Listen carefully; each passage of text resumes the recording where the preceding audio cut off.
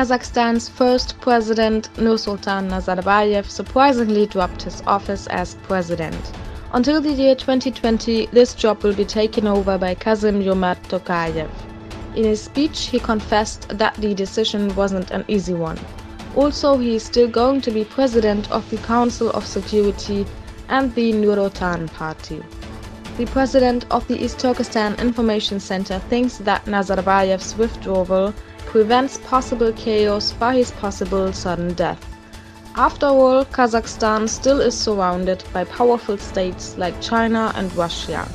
The premature nomination of a successor was a mere precaution. On the night of March 15, Chinese collaborators in Kazakhstan attempted to abduct Serikcan Bilash from his home. Unknown people wanted to kidnap Bilash, who is standing under house arrest with an ambulance. The prosecution is already investigating.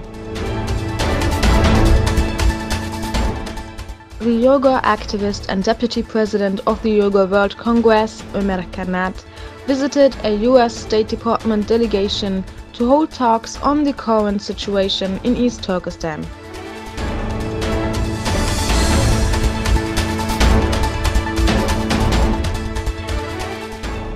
"950 kilometers of barbed wire is pulled on the Iranian-Pakistani borders. As Baifjar, a Pakistani general, announced, the work should begin within the next week.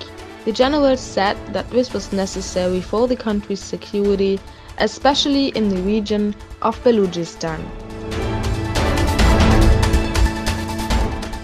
The US Department of Commerce has decided to sanction Minervan.